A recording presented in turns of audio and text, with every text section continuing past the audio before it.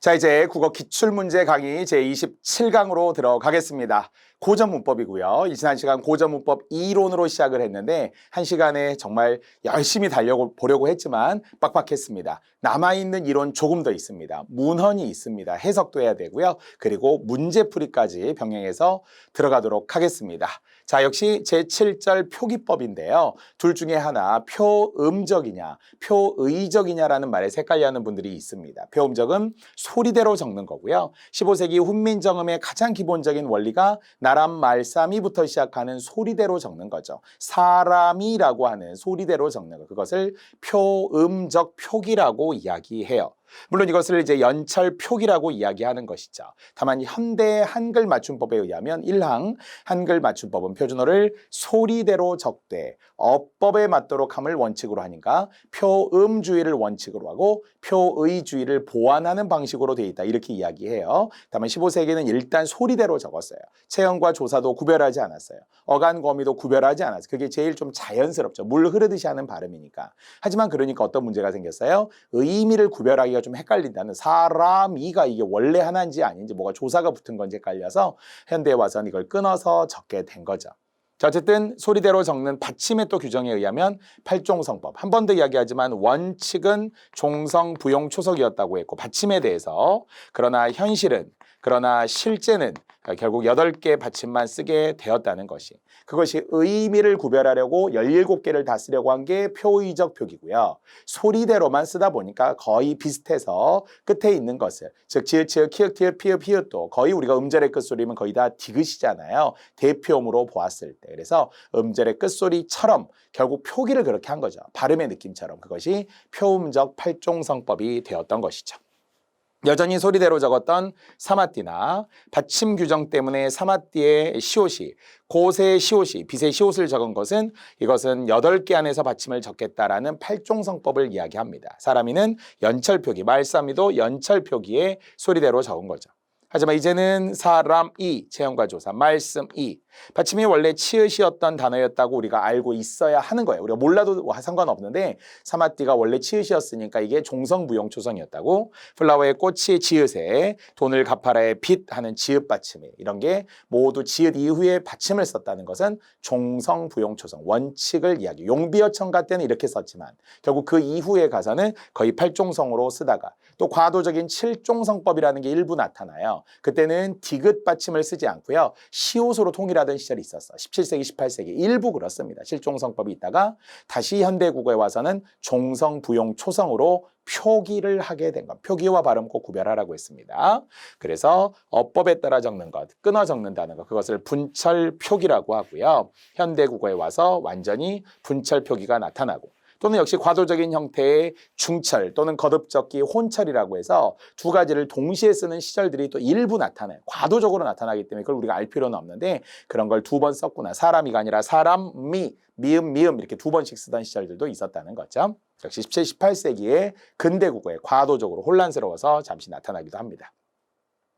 자, 또 우리 책 중에 동국정운이라는 책이 1448년에 책이 있었다고 했는데요. 한자음을 기록해 놓았는데 그것은 중국의 이상음에 맞게 원음에 맞게 적었다고 강조했어요. 따라서 쉐종이라든지 아니면은 이것을 듀옹귀이라는 우리 발음이 아니라 중국식 발음에 맞게 표기하려고 했고 특히 거기에 따르는 것이 성음법이라는 게 있다고 했잖아요. 음가가 없어도 이응을 붙여주고 음가 있을 때는 예니응을 붙여준 것은 한자에 한해서 그렇습니다. 우리말에서는 그렇지 않았고요. 한자에 한해서 동국정운 식 한자음 표기 이상음이냐 원음이냐 이런 것들이 결국 그 당시의 초창기 다만 소학원에 가서는 공자, 맹자 이렇게 그냥 쓰게 되면서 17세기에 가서는 현실음으로 바뀌게 돼요. 15세기에는 동국정운식 표기로 바뀌어요. 다시 16세기입니다. 소학원회니까 1586년 16세기 말에 가서는 현실음으로 바뀌게 되니까요. 소학원회식 한자음 표기냐 아니면은 훈민정음식 한자음 표기냐 이런 것도 예전에 시험에 되게 잘 나왔었다는 거죠. 자, 이렇게 동국정운식 한자음 표기도 표기법과 관련 한자 표기와 관련해서 정리를 해보았고요. 자, 소실 문자 역시 우리는 내내 10원을 가지고 산에 올라가 사과를 먹었더니 씨만 남았다라고 했는데 그중에는 초성이 3개, 중성이 1개라고 했고요. 또 사라지긴 했지만 28글자 안 들어가는 순경은 비읍 같은 거 이런 것도 역시 15세기를 넘어가면서 16세기가 되면서 결국은 사라지긴 했지만 28글자에 포함되지 않기 때문에 그건 우리가 몰라도 상관이 없어요. 함정으로 잘 나오니까 주의하시고요. 자, 음가와 글자 소멸 구별하기로 했습니다. 아까 이미 역시 혼동하기 쉬운 단어들 중에서는 지금과 다른 표기가 지금의 뜻이라고 하나만 외우라고 했죠. 지금과 다른 표기가 지금의 하다예요. 지금과 다른 표기가 디오타가 지금의 좋다고요. 지금과 다른 표기인 쇼가 지금의 소고요. 지금과 다른 표기인 여름이 지금의 여름이니까 이제 나머지와 구별하여서 그냥 하다는 많다, 크다, 좋다, 깨끗하다, 소가 호수, 연못 또는 늪까지도 해석이 가능합니다. 국회직에 의하면 열매까지. 그래서 용비어천가나 소학원의 용비어천가와 훈민정음 파트에 이 단어들이 많이 또 활용이 되고 있고요. 자, 이렇게 해서 이제 전체적인 내용 정리들을 한 번 더 하긴 하겠는데 이게 시간이 좀 오래 걸릴 것 같아서 그냥 살짝 보여드리기만 할게요. 여러분이 꼭 정리해 주세요. 15세기의 표음주의, 이어적기 연철 아까 했고요. 16세기에 일부 잠시 나타나요. 물론 17, 18세기에도 나타나긴 하는데 거듭적기와 그리고 중철, 혼철이라는 같은 말로 혼용되다가 17세기에는 끊어적기가 대체로 나타나기도 하고 또 혼용되기도 하고 그러나 이제 현대에 와서는 완전히 끊어적기 형태로서는 일단 구별해서 체현과 조사, 어간 거미를 구별해서 쓰게 됩니다.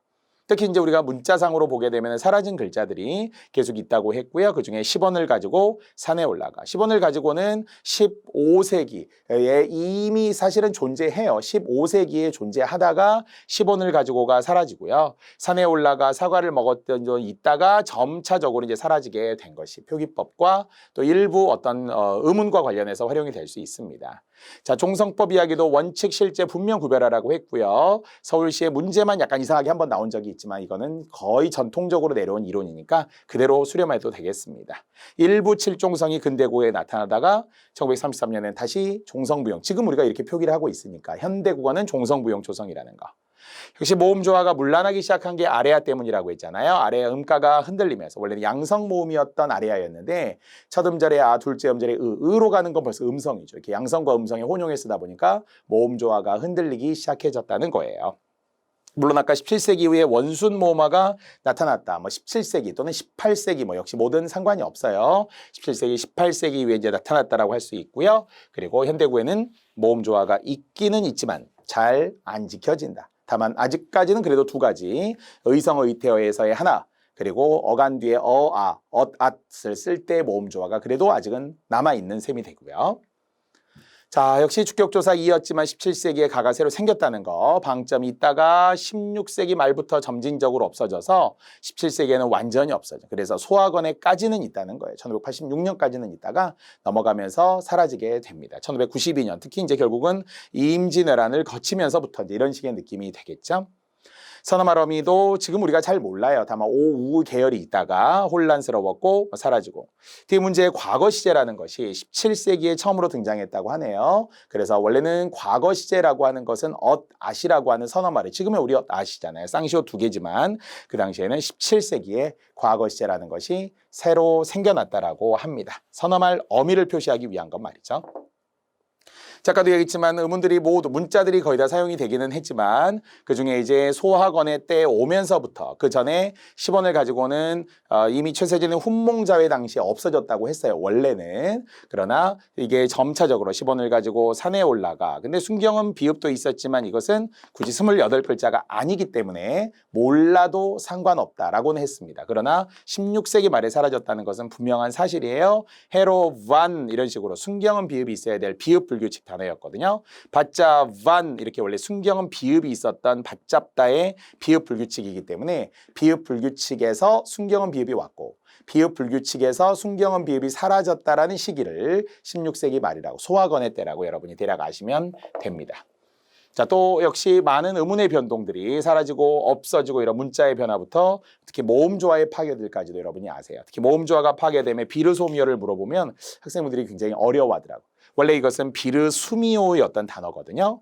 음성 모음인 비릇하다에 우라는 음성을 썼어야 돼요. 근데 비르소미오의 양성을 썼다는 것은 모음조화가 파괴됐다는 것을 알려줍니다. 15세기 표기로 고치시오. 옛날에 맨날 이런 주관식 문제들이 많았거든요. 그러면 비르수미오 이렇게 썼을 거라는 거죠. 15세기에는 이것이 비릇하다라는 단어였어요. 원래 지금의 비롯하다지만 의시, 여기 의가 우로 바뀐 게 원수모, 그전에는 없었으니까. 그래서 비릇 플러스 뭐가 온 거예요? 우미오 이런 게 왔다는 거예요. 우미오. 그래서 여기에 모음조화의 기준이 의에 우라는 음성을 썼어야 되는데 비르소미에 의에 오를 썼기 때문에 여기서 모음조화가 파괴됐다는 거죠. 나머지는 필요 없는 거였어요. 미는요, 오는요 이런 분들인데 그거는 중요한 게 아니에요. 드론이라는 것도 원래는 들은 것만은 의에 우를 썼어야 음성인데 음성에 오라는 양성을 썼기 때문에 여기에 모음조화가 파괴되었다라는 거예요.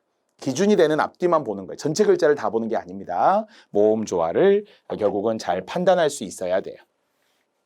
자, 그 외에도 역시 뭐가 있었다, 나타났다, 또는 혼란스러웠다, 뭐 어떻게 아까 과거 시제 같은 경우 선어 말하면 아시 17세기 이후에 생겼다 이런 것도 있었고요.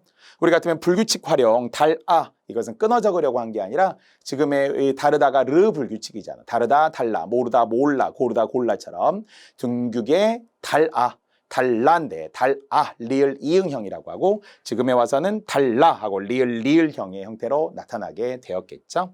이러다가 일러 이렇게 리을이 되듯이 말이죠. 자, 어휘도 마찬가지로 우리가 15세기에 있었어요. 그러다가 이제 서서히 변했어요. 이런 이야기도 아까 어휘론에서 공부를 하게 되었고요. 의미의 변화들이 많이 있었지만 어쨌든 확장, 이동, 축소 정도들도 있었다라고 말이죠. 자, 표기법도 결국 이제 문헌에 대응해서 하는 거기 때문에 아까와 다 흡사하다라는 의미에서 제가 마무리를 하겠습니다. 자, 이제 마지막 문헌이 되겠습니다. 아까 우리가 7절이어서 이게 이제 8절이 될 것 같긴 한데 어쨌든 7절 전체 문헌으로 봅시다. 역시 해석은 한 번 정도는 가볍게 하고 가야 되겠어요. 나머지 문법적인 요소들은 우리가 이론 시간 했던 거니까 이론을 꼭 여러분이 다시 확인하셔도 좋습니다. 자, 어쨌든 세종어제 훈민정음의 1459년. 그러나 문헌으로는 용비어 청가가 제일 먼저고요. 월인청강지곡이 세종대왕이 직접 지은 악장이니까 2번이고요. 이것은 세조 때 쓴 거라고 했으니까 다만 세종어제 훈민정음이 세종께서 지으신 이제 백성을 가르치는 바른 소리라고 한글로 풀어서 나온 거니까 우리가 공부할 때는 세조 때 문헌을 가지고 공부하는 거죠.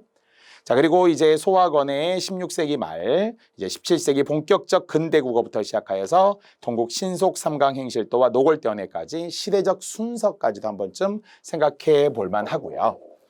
정확하게라면 이제 세종어제 훈민정음에 관한 이 원문을 거의 외웠으면 좋겠다라고 개인적으로 많이 추천을 했어요. 근데 이제 외운다는 게 쉽지는 않으니까 나올 때마다 그래도 매력을 느끼고 관심을 갖고 봐주셨으면 좋겠습니다. 어쨌든 세종께서 지으신 그리고 백성을 가르치는 바른 소리라고 했습니다.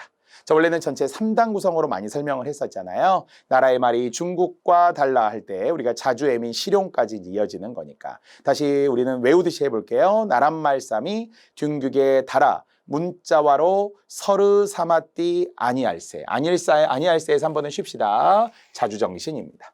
자, 두 번째, 이런 천차로 어린 백성이 니르고저 홀빼이셔도 마참내 제 뜻을 실어 펴디 못할 놈이 하니라. 내 일을 위하여 어여삐 너겨 새로 28자를 맹가논. 이렇게 좀 두 번째 부분이 길었어요. 그래야만 애민정신이죠. 백성들을 불쌍히 여겼다 이런 내용이 나오면 되고요. 마지막 사람마다 헤어 수빈 이겨 날로 숨에 뼈난키 하고자 할 따람이니라. 편안하게 쓰자 실용정신. 자주애민 실용. 4대 정신이면 창조정신 이런 것도 있긴 한데 만들었으니까 그래도 훈민정음 창제의 취지, 훈민정음 창제의 목적, 훈민정음 창제의 동기를 밝힌 부분이 됩니다. 정말 하고 싶은 얘기가 너무 많은데요. 문제 풀면서 제가 해드리도록 하겠습니다. 이 안에 있던 규칙, 원칙, 의문상의, 문자상의, 통사상의, 문법상의 많은 것들이 지금 보입니다. 자, 그러나 이것은 원래 한문본을 지금 이렇게 한글로 바꾼 거잖아요. 그래서 한문본이었었던 해례본의 서문을 통해서 한자만 나와도 한자 연습하면 좋다고 했고 우리가 한자 있으니까 국지어민 나라의 말이 중국과 달라 다를 이자 한자 한번 볼만하죠. 중국의 문자와 불상유통 서로 사마띠 아니할세 통하지라는 단어를 제가 또 한자로 많이 추천합니다. 사마띠 아니할세까지가 하나네요. 이런 천차로 어린 백성이 어리석은 백성이 어리석을 웃자 이르고저 하는 바가 있어도 마참내 제 뜻을 실어 펴디 못할 놈이 하니라. 놈이 사람이 되겠고요. 사람이 많다 이런 것도 다 한자로 우리가 표시할 만하겠죠. 자, 내일을 위하여 불쌍히 여겨, 바로 어여삐 여겨 시험에 엄청 잘 나왔던 가엾을민이라고 했어요. 가엾을민이라고 하는 것은 연민할 때 쓰는 민이라고 했어요. 마음 신변이 한자에 있습니다. 마음으로 불쌍하게 여겼죠. 신제 28자 세로 28자를 만드니 사람으로 하여금 수비 니겨 쉽게 익혀 쉬울 이자 역시 반드시 이라고 해석해야 된다고 했어요. 다시 쉽게 익혀 사람으로 하여금 인 이습이라고 여기에 나와 있으니까요. 날마다 쉽게 익혀 편안케 하고자 할 따람이니라. 그래서 편안하게 하고자 할 따람이니라 할 때 날로 수매 이 수다라는 것도 사용하다 이런 게 있었죠. 그 외에도 숨어있는 한자들이 많이 있었으니까요. 헤레본에 바로 처음에 나와 있는 서문을 한문본, 먼저 한문본이었고 이외에 양반을 위해서 한문본을 먼저 만들고 나중에 그것을 좀 달래면서 한글본을 나중에 만들게 되었던 것이죠. 자, 그래서 우리는 자주해민 실용의 훈민정음 창제의 취지까지 모두 설명을 했고요. 한문본, 한글본도 이 안에 다 들어 있습니다. 의미 있는 건 해례본이라고 했죠. 해설본, 언해본을 한문으로 한글로 바꾼 거고요. 자, 이제 용비어천가입니다. 용비어천가도 다행히 우리가 이론 시간에 좀 세부적으로 하긴 했는데요. 여기는 가볍게만 합시다. 그래야만 주제, 조선 왕조의 정당성을 부여해. 누구랑 비교했을 때 중국과 비교해서. 그래야만 계속 우리 첫 번째 1장에 나와 있는 것처럼 결국 해동 육룡이 나라샤 일마다 천복이신데 이것은 옛 중국의 성현들과 일치하더라 이렇게 이야기했다라는 거죠. 그래서 결국 성현, 고성이 동부하신이라고 하는 게 하나의 기준을 삼은 정당성이 돼요. 2절 4구째 중국도 그랬으니까 조선도 이랬다. 중국이 B했으니까 조선도 B했다. 이런 식으로 기준을 삼았어요. 나쁜 의미의 사대라기보다는 어쩔 수 없는 기준으로 삼았던 것이고요. 자, 그리고 태조이성계의 용맹스러움을 다양한 어떤 업적들을 찬양하는 것이 위화도 해군도 찬양하기도 하고요. 정당성을 후대의 왕들이 이제 부여하려고 한 거예요. 세종대왕 쪽에서도. 그리고 후대 왕 누군지 모르지만 이제 태정태세가 아니라 그 뒤에 문단세, 예성, 연중, 임명성으로 가는 그 나머지 왕들에서도 임명선으로 가는 그것이 후대 왕에 대한 권계와 충고까지 더 포함된 용비어천가 특히 125장이 중요하다고 했어요. 후대의 왕들아 경천근민하고 결국 중국의 실패를 타산지석으로 삼아라 이런 게 중요했었죠. 중요한 건 1장, 2장, 4장, 67장, 48장, 67장, 110장, 125장 이렇게 중요한 게 많은데 그중에서는 1장의 모든 일이 천복이다. 하늘의 복 핵심어. 2장의 조선왕조 잘 나갈 것이다 할 때 백미. 그래서 역시 다시 직역의역 본문 없이 제가 한번 갈까요? 뿌리 깊은 남간 바람에 아니 밀새 꽃 좋고 여름 하나니 즉 뿌리 깊은 나무는 바람에 아니 흔들림으로 꽃 좋고 열매가 많다. 다시 한번 의역하면 기초가 튼튼한 나라는 어떤 시련에도 내후 외환에도 흔들리지 않으므로 문화와 문물이 풍성하고 번성할 것이다. 샘이 깊은 물은 가말에 아니 그칠새 내히러 발아래 간다. 정말 순우리말만 사용되어 있는 문학성이 가장 높은 가장 용비어천가의 백미로 꼽히는 역시 유서가 깊은 나라는 여전히 내후 회환에 그치지 아니하므로 냇물이 바다로 간다. 즉 영원 무궁한 발전을 할 것이다. 이랬던 용비어천가 2장. 특히 아까 선정의 다시 후왕에 대한 공개가 이게 안민가, 충담사의 안민가와도 관련이 되고 또는 백성들을 먼저 생각해야 되는 관동별국의 선우후락처럼 이렇게 아주 민본주의의 바탕을 두고 있다는 점에서 125장도 중요합니다. 하지만 세종대왕이 직접 지었다는 악장이지만 굳이 내용은 잘 나오지 않아요. 다음에 15세기 표기라는 것만 월인 천강지곡이라든지 월인 석보라든지 석보상절이라든지 이런 불교적 문헌들이잖아요. 그래서 성격만 가벼울 정도. 한국사에서도 나오더라고요. 세종대왕이야 또 백성들을 위해서 또 물론 왕비를 위해 불교의 애호가 있다 이런 것도 있거든요. 자, 소화건해가 이제 약간 과도적인 형태라고 했어요. 왜 15세기라고 본다면 시간이 지금 거의 140년이 흘렀고 훈민정음이 만들어지네. 그러나 아직은 또 근대 국어는 아니고 임진왜란 전이니까 그래서 변한 건 변한데 아주 많이 변한 건 아니지만 예를 들어 한자어에서의 현실음으로 적었다라든지 이런 것들의 변화, 뭔가 살짝 흔들리기 시작했다라는 이런 것들이 소화건해에서 일부 있습니다. 그래서 이제 내용만으로 보면 효의 시작과 끝을 나타냈던 효의 본질, 특히 신체 발부, 수지 부모라 불감, 회상이 효지시하로 시작하되 마지막에 가서는 부모를 드러나게 함이 효의 마침이다라고 하는 입신양명까지가 있었고요. 또는 친구 선택에 대해서도 좋은 친구 3가지, 나쁜 친구 3가지를 하면서 금묵자옥이라든지 아당하기 잘하는 법, 즉 아첨하기 좋아하는 법을 가까이 하면 안 된다는 교원영색의 해석 문제도 또는 좋은 친구라면 성실합니다. 신실합니다. 말과 행동이 익숙합니다. 이런 정직합니다. 이런 좋은 친구 이야기들도 역시 벗의 선택의 문제로 잘 나옵니다. 유교적인 내용이다 보니까요. 자, 마지막 동국 신속 삼강행실도 역시 이 전쟁 이후였어요. 제목에서 느껴야 된다는 거죠. 우리나라의 삼강행실과 관련된 그림책을 만들어요. 거기에다 이제 한글을 덧댄 거죠. 훈민정음을. 이유는 결국 행실이 안 좋으니까 그래요. 삼강행실이 안 좋았던 이유는 임진왜란을 겪고 나서 민심이 흉흉하고 피폐해지다 보니까 백성들을 달래기 위해서 충신들의 이야기, 효자의 이야기, 연료의 이야기, 남자 여자 가리지 않고 평민 양반 가리지 않고 다루었던 그림책이. 다만 이제 문헌으로 보면 우리 국어는 17세기 근대 국어이기 때문에 뭔가 상당히 변해요. 엄청나게 변해요. 사라져요. 막 혼란이 와 이런 것들을 문법적으로도 공부해야 된다고 했습니다. 이순신의 충신을 이보할지 역시 효자가 손가락을 잘라 아버지에게 그 피를 산 사람의 피를 먹게 했던 고경명의 충신 그리고 최금이라는 양민 여자가 절개를 지켰다라는 연려로서의 모습이 있습니다. 자, 마지막 노골대연의 역시 17세기 문헌 이런 게 다 과거 교과서에 있던 문헌이기 때문에 몇 개 추린 거예요. 더 많기도 하지만 원래 중국인 이 늙은 중국인의 이야기라는 노골대 중국 책인데요. 그것을 언해 바로 최세진처럼 번역관들이 번역 역관이라고 하는데 역관들이 이걸 한글로 이제 풀어서 백성들이 우리 조선 사람들이 읽게 한 거예요. 그래서 그 중에서는 이게 대화체를 통해 중국 학습서가 나오긴 하는데 다만 대화체를 통한 그리고 의문형어미 오늘 세 번 했어요. 업가 있고 2인칭에 니은다.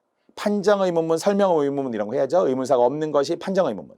의문사가 있으면 설명해야 되니까 설명의문문도 되고요. 2인칭 니은다까지. 자, 이렇게 정말 제가 요약이라고 줄이긴 줄였는데요. 제 욕심 같아서는 막 이론을 더 많이 해드리고 싶어요. 왜냐면 잘 모르시니까 여러분들이. 근데도 이 정도 들으면 조금은 알겠어요 하는 부분이 또 생겨요. 왜냐 아까 처음에 우리가 맨 처음 이론 때는 뭐가 뭔지 막 폭풍처럼 지나가서 이렇게 말하기도 하는데요. 그래도 정리를 좀 빠르게 했었더라도 확실히 2번 듣고 3번 듣는 과정 속에 있었으리라고 봅니다. 자, 그래도 모르면 또 기회가 있는 문제풀이입니다.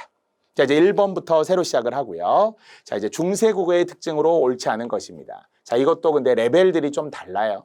예를 들어 지나치게 어려운 국회직이다. 아니면 7급 문제다 그러면 여러분이 너무 상처받지 마세요. 근데 직렬에 따라 좀 다르다는 거예요. 예를 들어 국가직 같은 경우도 요즘에 조금 어려워지고 있기는 하지만 지금까지는 좀 쉬운 편이었고요. 근데 군무원 시험 같은 경우는 좀 어렵게 나올 때가 있어요. 그런데 소방직은 또 좀 쉽더라고요. 이렇게 직렬에 따라 다르니까 여러분의 직렬을 잘 고려해서 준비하시면 되겠습니다. 자, 이제 옳지 않은 것을 모두 고르면이었고요. 정답은 니은 디귿인데 잘 보면 성조가 사라진 것부터 바로 나왔잖아요. 중세는 10에서 15세기라고 했고 성조가 사라지면 100% 17세기 근대국어라고 했잖아요. 거듭 이야기하지만 전쟁을 겪고 난 후에 엄청난 변화 중에 하나 글자 옆에 점 찍는 거 엄청 짜증난 거예요.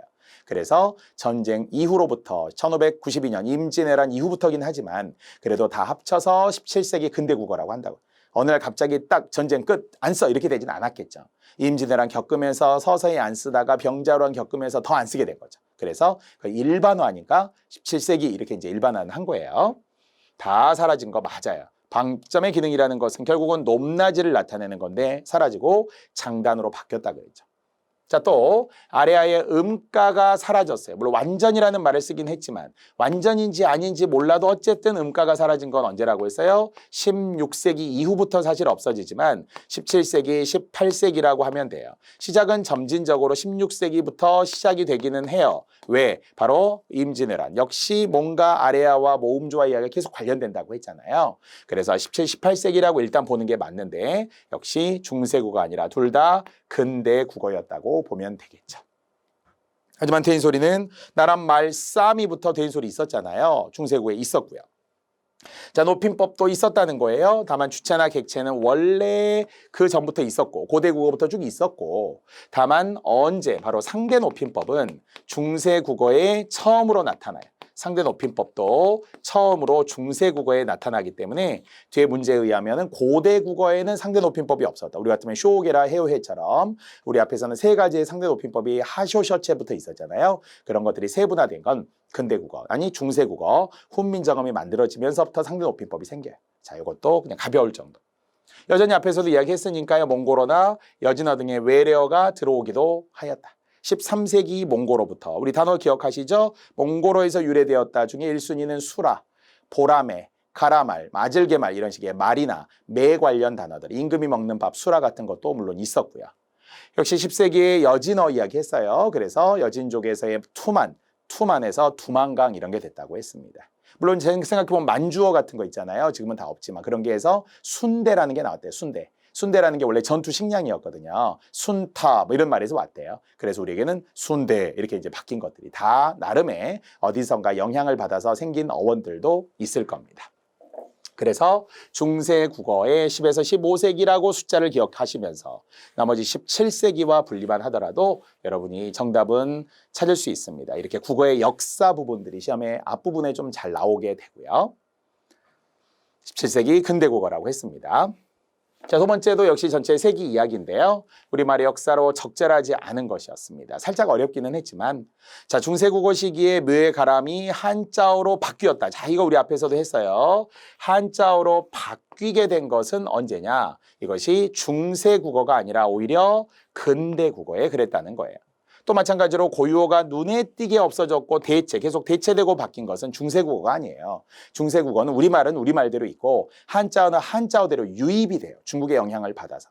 그러니까 중세국어라고 한다면 한자어 같은 것이 유입이 되었다라고 하면은 맞지만 대체되었다, 바뀌었다 이렇게 말하면 안 돼요. 이거는 전쟁을 겪고 나면서 근대국어에 바뀌게 됩니다. 많이 바뀌게 돼요. 그래서 중세국어가 아니라 바로 3번은 근대국어라고 제가 앞에 두 글자를 바꾸어 놓았습니다.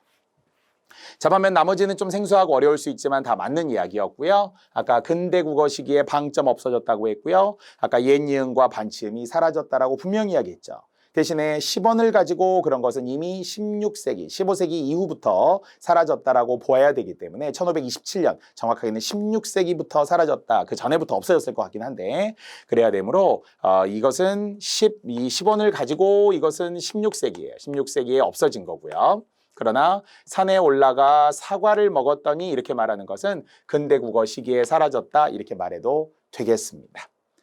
자, 역시 고대국어의 향가, 고대국어에 해당하는 향가 맞죠? 향찰 표기. 그런데 이때는 주체와 객체는 사용이 되었다고 하는데요. 다만 상대높임법은 사용되지 않았다. 이유는 왜 상대높임법이 사용되지 않았던 이유가 상대높임법은 아까 우리 어디에서 중세국어에서부터 시작이 되었다. 이렇게 분명히 제가 이야기한 바 있었고요. 자, 중세국어에는 뭔지 모르는데 다 있다예요. 결론은 다 있다. 아까 상대높임법도 지금 있다고 했으니까요. 나머지의 혹격조사라든지 뭐 서너말어미라든지 이런 것들이 다 존재했었다가 훈민정음 때문에 그렇거든요. 중세국어와 관련해서 말이죠. 자, 이게 경찰 선택 문제에서 나오다 보니까 경찰직에서는 과거에 이렇게 좀 어렵게 준 거예요. 일부러 어렵게 준 건데 이렇게까지는 또 잘 나오진 않으니까 맞고 틀린 것 정도만 보시면 되겠습니다.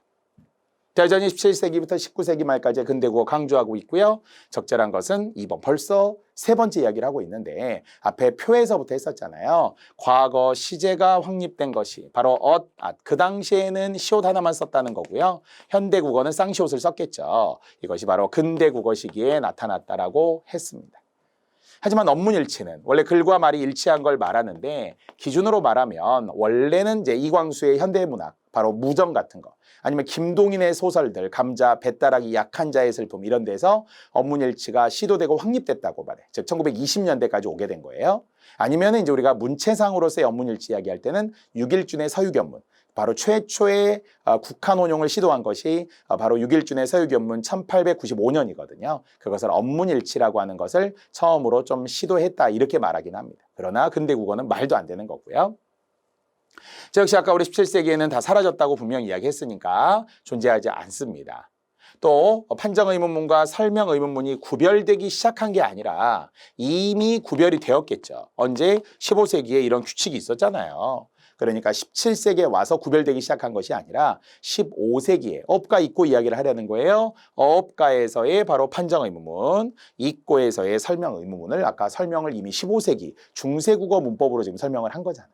자, 이렇게 지금 벌써 1, 2, 3번이 모두 다 국어사와 관련되면서 동시에 세부적인 문법 이론이 나온 거잖아요. 뭐 그냥 아설순치우 이거 가지고 지금 해결이 안 돼요. 그래서 표로 제가 정리한 것들을 좀 꼼꼼하게 추후에도 잘 보시기 바랍니다.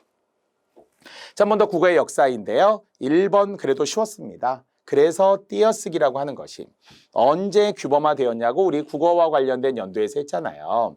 1933년 한글 맞춤법 통일안에 가서 벌써 법이잖아요. 법이 규범화된 거죠. 다만 띄어쓰기의 최초가 좀 다를 수 있는 건 있었다고 했어요. 최초로 띄어쓰기를 시도한 것은 달랐다고 했어요. 최초로 띄어쓰기를 시도한. 물론 이제 예전에는 언더우드인가 이런 이제 그러니까 선교사죠. 선교사가 처음에 시도했다는 이야기도 있긴 하지만 그건 개인적인 거고, 띄어쓰기를 시도한 신문이 있었잖아요. 그것이 바로 우리가 아는 독립신문이 되겠습니다. 독립신문은 1896년, 그래서 최초로 그냥 시도한 것뿐이지 그게 맞았던 건 아니지만 규범화한 것은 1933년. 규범화한 것은 조선어학회, 역시 1933년 한글 맞춤법 통일안이 되겠습니다. 자, 나머지 주격조사 가는 근대국어라고 내내 이야기했기 때문에 아래하는 17세기 문헌에 있어요. 다만 뭐는 없었다는 거예요. 그때는 음가가 사라졌다. 다만 글자는 존재했다는 이야기니까 문헌에는 있었다는 거고요. 역시 순경은 비읍이 15세기 중반까지 사용되다가 아까 16세기 이후에 오면서 사라졌다고는 했지만 그러나 쌍비읍으로 변한 게 아니라 그냥 사라진 거지, 사라진 거.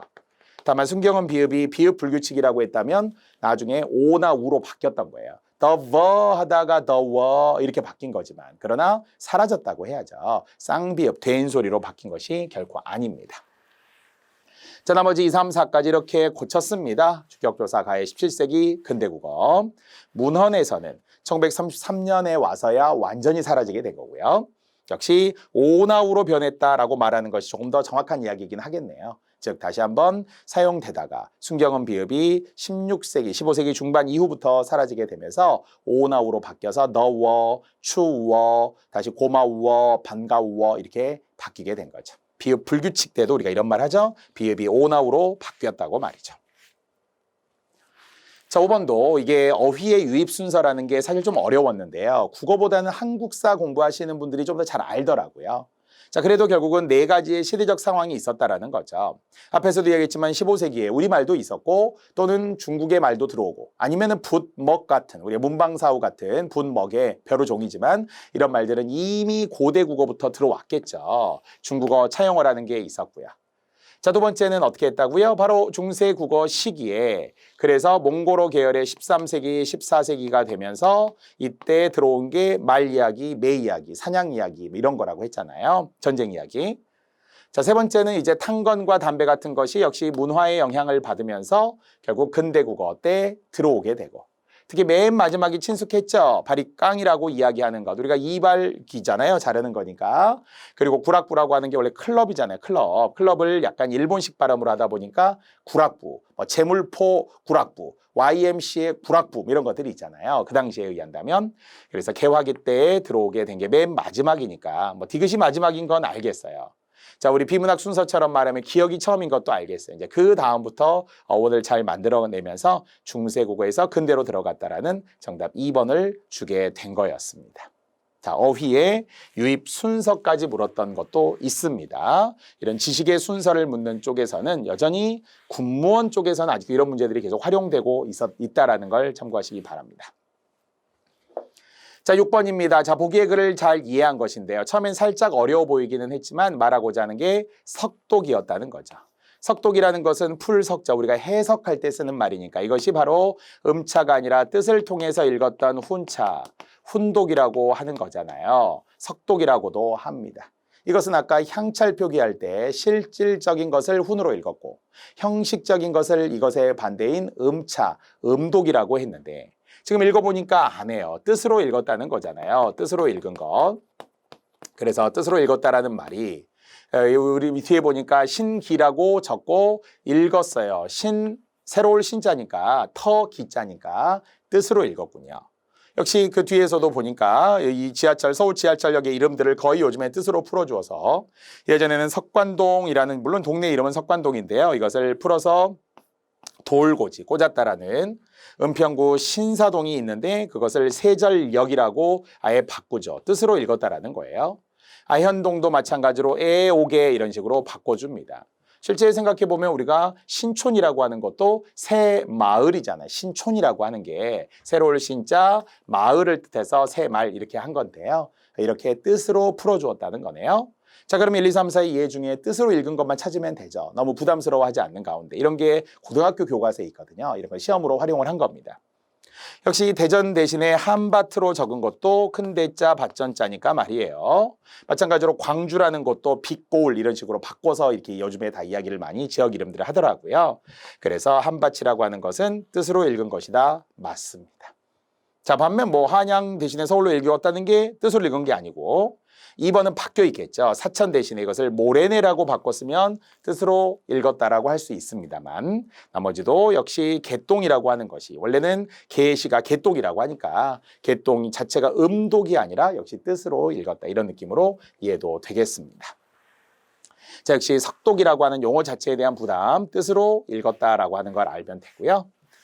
자, 8번 이제 역시 아까 우리 했던 서동요 이야기 다시 한번 해야 되겠죠? 음차 운차 이제 가능하겠습니까?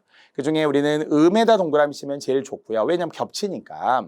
선화공주 땡은 남그지 얼어두고 머둥방을 밤에 몰 안고라고 했고요. 한자로 가더라도 선화공주 땡은 남그지 얼어두고 맞둥방을 밤의 묘을 안고 가다 이렇게 했으니까 결국 음으로 읽는 거 3개, 뜻으로 읽는 하나, 바로 정답 기억이 되겠네요.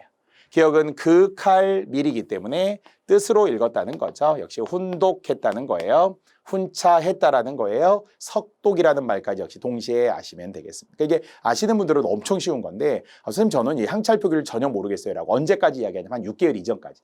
6개월 이전까지는 대부분 이 항찰 표기가 잘 안 되더라고요. 그러니까 일단 한자가 안 돼서 그렇고요. 이를 거의 외우다시피 해야 되다 보니까 그래요. 근데 2번 보고 3번 보고 하면서 조금씩 눈에 들어오는 거 있잖아요. 들으면 들을수록 늘게 되어 있고요. 보면 볼수록 늘게 되어 있습니다. 떨어진 이유는 1번, 2번밖에 안 봐서 떨어지는 거고요. 합격한 이유는 3번, 4번, 10번, 20번도 봐서 합격하는 거예요. 그래서 일단 이론서에 있고 배웠던 90강이라는 그 긴 시간 동안의 역사를 흐름을 우리 충분히 노력으로 여러분이 다 했던 거니까 조금만 더 해주셨으면 좋겠어요. 원래 이 삼국지 1권에 보면 그런 내용 나오거든요. 유비, 어린 소년의 유비가 한 번의 수고로움으로 사라질 바에는 2번의 노력으로 더 크게 칭찬받겠다 이런 거 나와요.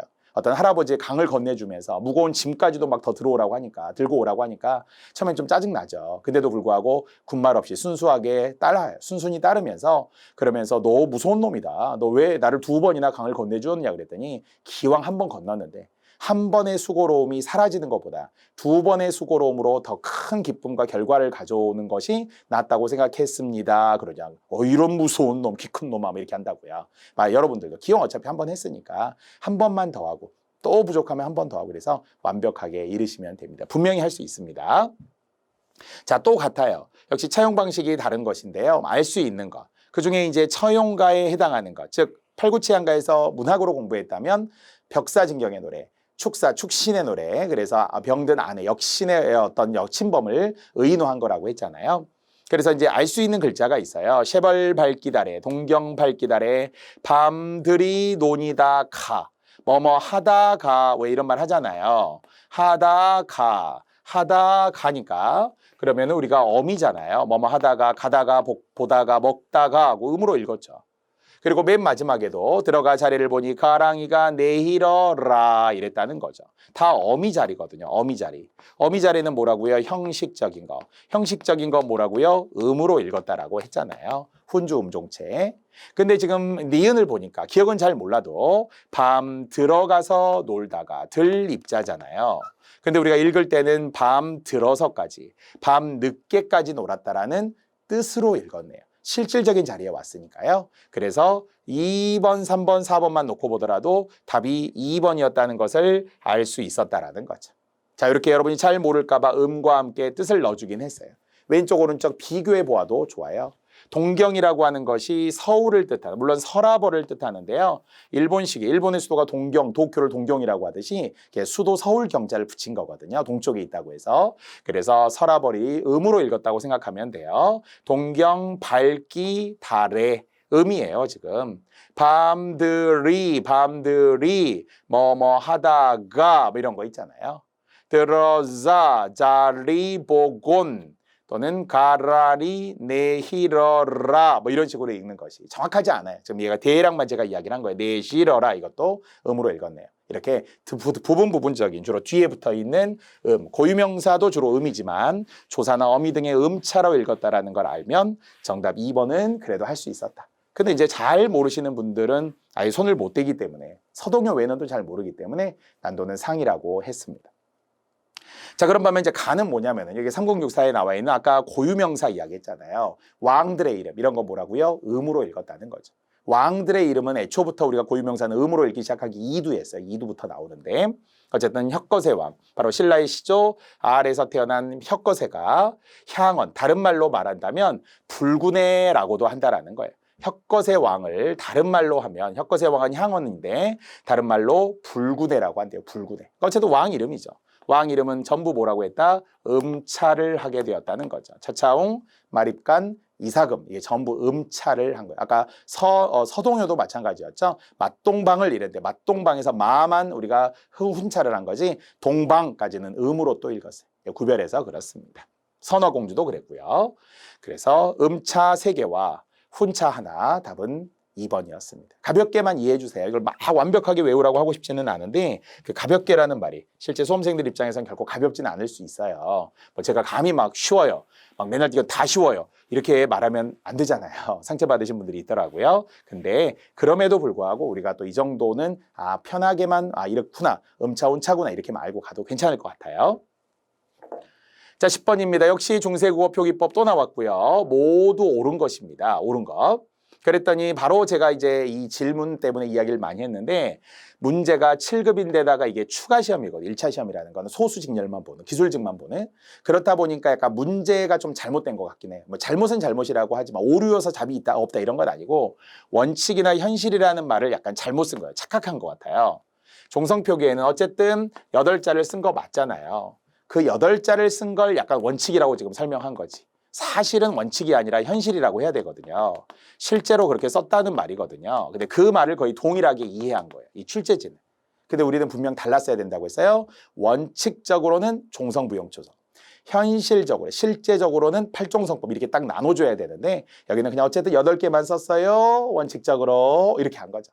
원칙적으로가 아니라 실제적으로 이랬어야 되는데 문제가 좀 투박하다는 거. 하지만 다행히 니은 디귿이 틀렸기 때문에 맞는 리을 미음까지 포함해서 맞다고 한 거예요. 여전히 우리는 초성, 중성, 종성, 종성부용 초성했고요. 순경은 미음에 해당하는 연서법 다 맞았습니다.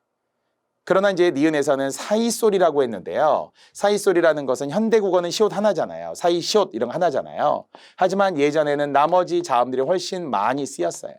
그래서 사이소리라고 하는 것은 그냥 글자 사이에 들어가는 임금이라고 하는 군이라고 하는 글자가 있는데 군이라는 글자는 이렇게 설명할 때 뭔가 사이시옷을 넣으면서 군의 받침 니은을 활용해 디귿 이런 사이시옷을 넣기도 해요. 이런 걸 사이시옷이 엄청 많았다고 해요. 이것을 우리가 문자와 관련하면서 그 문자와 관련된 체계에서 우리 체계도 있어요. 이런 게 다 사이소리라고 예전에는 이야기했습니다. 이런 게 많았다는 이야기겠죠. 그 자음을 활용하기도 했습니다. 가획자 등을 활용하기도 해요. 여러분 몰랐대. 그렇게 시험에 잘 안 나옵니다. 그래도 많이 쓰였다는 정도만. 역시 한자를 적을 때 동국정운식 한자음 아래 한자 아래 뭐 병기에 때 이렇게 뭔가 비슷해 보이긴 했지만 분명히 한자를 적을 때는 동국정운식 한자음을 적었다까지는 맞죠. 그런데 동국정운식 한자음을 한자 아래 병기에 때 이건 말이 안 되잖아요. 보통 우리가 뭐 아래 병기했다 그런 것은 아까 연서법처럼 글자 아래 적었다 이렇게만 되는 거고요. 순경은 우리가 중국 이렇게 하듯이 글자 자체를 차라리 쓰려면 옆에다 썼겠네. 한자 옆에다가 한자 적을 때 동국정운식 한자음 표기라고 옆에 한글을 썼을 수는 있어요. 각각 글자에 대응해서 듀, 규 이렇게 말이죠. 옆에다 썼겠지. 옆에다 아래다 쓴 게 아니라. 그래서 한자 아래다 밑에다 써야 아래죠. 틀렸다는 것입니다. 10번은 기억 때문에 원칙이냐 현실이냐는 말 때문에 진짜 공부하신 분들이 질문을 저에게 꾸준히 했습니다. 카페 질문을 많이 하셨는데 지금은 이제 해결이 됐으리라고 생각을 하고 말은 원칙적이라고 했지만 이 문맥의 느낌은 실제적으로 현실적으로 썼다 이렇게 받아들이는 것이 좋습니다. 그래야 나머지와의 관계에서 답이 나오니까요. 자, 이제 나머지는 이제 쉬운 것, 문자의 제자 원리로 들어가네요. 자, 거의 다 오늘 시간은 마무리가 됐고요. 나머지 자세한 문제들은 다음 시간에 또 한 번 더 합시다. 자, 이미 초성 17자에 포함되지 않은 글자 강조했던 것이 바로 순경음 비읍이라고 했다는 거죠. 순경음 비읍은 초성 17자에는 전혀 들어가지 않고 운용법상 비읍 아래 이응을 이어서 적어서 연서법으로 쓴 것뿐이고요. 다만 사라진 시기를 말한다면 16세기 이후에는 사라졌다 이렇게 말하자고 했어요. 그러나 여기는 10원을 가지고는 여기엔 나오지 않았지만 산에 올라가 사과를 먹었던 이런 거 님금이라고 하는 것은 초성 17자에 포함되지 않은 글자가 아니라 원래 님금, 민금 있는데 이제 현대국어에 와서는 두음 법칙에 의해서 이 니은이 사라졌겠죠. 이응으로 임금이 된 거잖아요. 옛날에는 님금님 이렇게 했다는 거죠. 자, 그러나 지금 문제는 그게 아니고요. 17자에 포함되지 않은 것, 순경음 비읍만 찾으면 되겠습니다. 자, 오늘은 12번까지만 하겠습니다. 자, 12번. 자, 이게 또 살짝 어려웠어요. 7급 문제라서 그런지. 이게 현대와 고전을 동시에 좀 연결시킨 문제거든요. 현대와 고전을. 자, 그렇다면 훈민정음의 체계적인 글자 이제 다 알고요. 첫 번째, 조음 위치가 동일하냐. 이거는 물론 고전에서도 연결할 수 있기는 하지만 첫 번째, 우리 현대 국어에서의 조음 위치. 어디서 했어요? 소리 나는 위치. 입술 소리, 혀끝 소리, 거센 입천장, 여린 입천장, 목청 소리. 자음 체계에서 했었죠. 6 곱하기 6표에서 했었잖아요. 19개. 우리가 이미 자음과 관련된 19개. 물론 이제 우리가 모음과 관련하면서 21개, 그중에 단모음 10개, 신모음 체계도 했습니다만 그래서 조음 위치가 동일한 소리가 비슷한 글자 모양을 가지도록 하는 것이며 자, 두 번째는 기본자와 가획의 원리. 이게 두 번째죠. 그런데 기본자와 가획자만 보면 다 맞더라고요. 기본자 가획자만 보면 이응의 가획자가 히읗이 되고 여린 히읗과 함께 니은에서의 디귿이 기역에서의 키읔이 시옷에서의 지읒이 가획자의 지금 일부들이 나온 거죠. 그래서 핵심은 조음 위치가 같다. 이걸 찾으라는 거죠. 그러면 역시 여러분이 표로서 기억했을 때 5개만 입술 소리냐, 혀끝 소리냐, 아니면 거센 입천장 줄여서 센 입천장이냐, 아니면은 여린 입청 소리냐, 마지막 목천 소리냐, 센 입천장 글자를 빨리 쓰다 보니까 여린 입천장, 마지막 목청 소리냐라는 조음 위치, 즉 소리 나는 위치만 잘 찾으면 되겠습니다. 조음 방법 아니에요. 파파찰찰 비읍 아닙니다.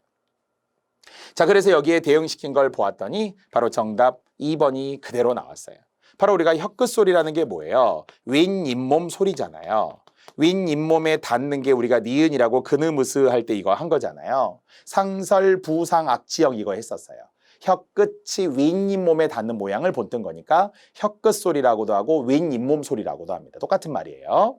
그래서 우리 혀끝 소리에 티읕 가지고 이야기하면서 이제 니은이네, 디귿이네, 또는 티읕이네 뭐 이런 것들이 또는 이제 우리가 밑으로 쭉 내려오면서 뭐 리을이네 이런 것들을 포함해서 조음 위치로 설명을 했었던 거죠. 디귿, 쌍디귿, 티읕까지 쌍디귿, 티읕까지 말이에요. 그리고 니은, 리을까지 오고 물론 시옷, 쌍시옷도 원래 있었어요. 그래서 어쨌든 여기에서는 기본자와 가획자의 원리, 그 다음에 윗잇몸 소리, 혀끝 소리에 해당하는 조음 위치까지 맞았더라라는 거네요. 자, 그런데 이제 틀린 걸 찾아보니까요. 자, 이응과 히읗은 목청소리라고 했지만 목청소리, 목소리라고 하는 목청소리는 히읗만 해당이 되죠. 이응은 목청소리가 아니잖아요. 이응은 뭐였으니까 여린 입천장 소리, 이응 계열이었고요. 센 입천장 소리 역시 딱 하나밖에 없었잖아요. 센 입천장 소리는 원래 지읒, 쌍지읒, 치읒 쪽이 왔으면 이거 답인데, 그쵸? 기역과 키읔은 원래 여린 입천장 소리에 들어가 있었죠. 기역, 쌍기역, 키읔이. 그래서 센 입천장 소리와 이 관계가 조음 위치가 맞지 않은 거고요. 역시 여린 입천장 소리라고 했지만 시옷은 혀끝 소리 자리에, 지읒은 거센 입천장 소리에 들어가기 때문에 여린 입천장 소리에 모두 해당되지 않았습니다.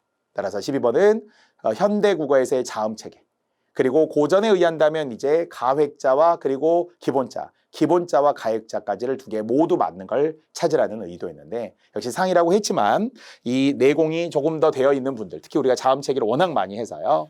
자음 체계와 함께 그래도 그느무스, 아설, 순치우를 알았더라면 해결이 되었으리라고 조심스럽게 예상을 합니다.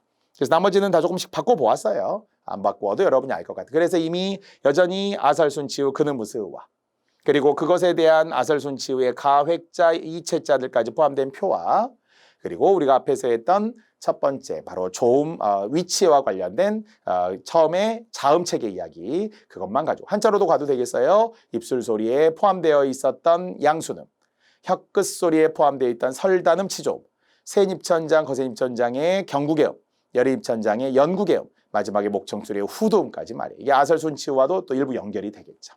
자, 이런 정도로 우리가 오늘 이 시간은 이제 훈민정음 이야기의 의문체계로 지금 들어갔고요. 다음 시간에는 이제 13번부터 정말 문제가 엄청 많습니다. 63문제 정도가 되는 것 같은데요. 꽤 많은 문제 중에 좀 추려서 가급적 다음 1시간 안에 마무리를 하도록 그래야 전체 3시간 정도 우리 훈민정음 파트에 고전문법 파트에 투자했다 이렇게 해도 좀 당당합니다. 아주 짧게 하지 않았고 너무 자세히 하지 않았다라고 말이죠. 자, 오늘 강의는 그러면 여기까지 하고요. 다음 시간에 또다시 훈민정음 파트 좀 더 자세히 가도록 하겠습니다.